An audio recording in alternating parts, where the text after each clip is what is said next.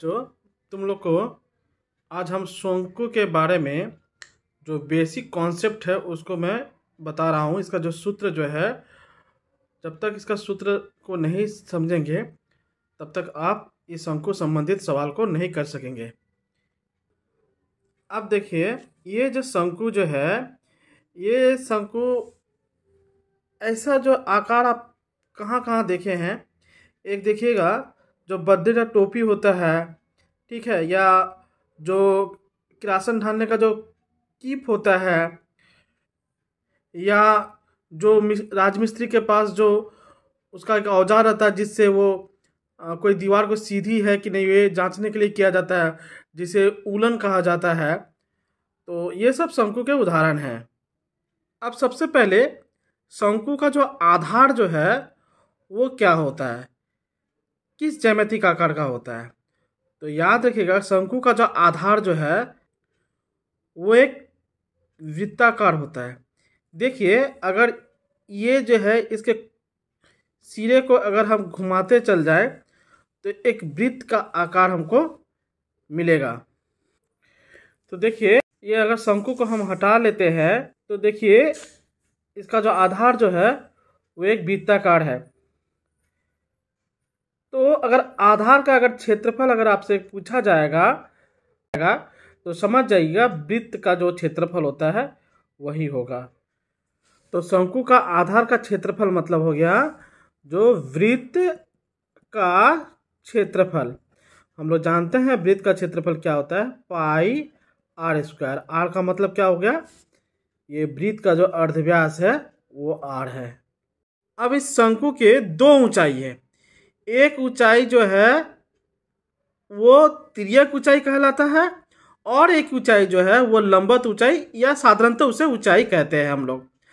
अब ये ऊंचाई जो है, देखिए, अब देखिए इसके जो शीर्ष बिंदु जो है, यहाँ से अगर एक सुई को अगर हम सीधे प्रवेश करवाते हैं तो देखिए इस तरह से अगर हम सुई को अगर सीधे प्रवेश करवाएंगे तो ये केंद्र को स्पर्श करेगी। तो ये जो ऊंचाई हुआ, ये लंबवत ऊंचाई हुआ, इसे साधारणतः हम लोग सिर्फ ऊंचाई कहेंगे। और ये जो है दिखाई जो दे रहा है ये है तिर्यक ऊंचाई। इसको छोटा हाथ का एल द्वारा चिन्हित किया जाता है, इसे छोटा हाथ का एच द्वारा चिन्हित किया जाता है। और ये जो है ये अर्धव्यास हो गया। तो इसमें देखिए ये 90 डिग्री है। तो हमारा पाइथागोरस के सूत्र के अनुसार हम लोग लिख सकते हैं, ये देखिए कर्ण हो गया, तो ये कर्ण स्क्वायर इक्वल क्या होता है, लंब स्क्वायर प्लस आधार मतलब अर्धव्यास स्क्वायर। तो ये एक संबंध हुआ हमारा, जो तिर्यक ऊंचाई का वर्ग बराबर ऊंचाई का वर्ग जोड़ अर्धव्यास का वर्ग। तो ये हमारा एक सूत्र हो गया। तो हमारा दूसरा सूत्र मिल गया, जो तिर्यक ऊंचाई का वर्ग बराबर ऊंचाई का वर्ग जोड़ अर्धव्यास का वर्ग, मतलब L square equal H square plus R square. अब आइए, इसका पार्श्वतल का क्षेत्रफल होता क्या है। आधार का क्षेत्रफल हम लोग जानते हैं, जो वृत्त का क्षेत्रफल होता है ये। अब देखिए, ये जो पार्श्वतल जो होता है उसका जो क्षेत्रफल जो होता है वो क्या होता है, पाई आर एल, पाई गुना अर्धव्यास गुना तिर्यक ऊंचाई। अगर मान लीजिए इस तरह का सवाल हुआ, जब अल्युमिनियम का एक शंकु बनाना है तो हमें अल्युमिनियम का कितना चादर लगेगा, तो समझ जाइएगा जो इसका पार्श्वतल का क्षेत्रफल कहा है। अब देखिए, ये पार्श्वतल का जो क्षेत्रफल जो होता है, इसको देखिए अगर हम इसको खोलते हैं, देखिए इसको अब हम खोलने जा रहे हैं, ये देखिए इस तरह का आकार का हो गया। तो ये अल्युमिनियम का अगर मान लीजिए चादर है तो हमको इतना सा हमको चादर चाहिए पार्श्वतल का क्षेत्रफल निर्माण करने के लिए। तो तीसरा सूत्र हो गया शंकु का पार्श्वतल का क्षेत्रफल क्या होता है?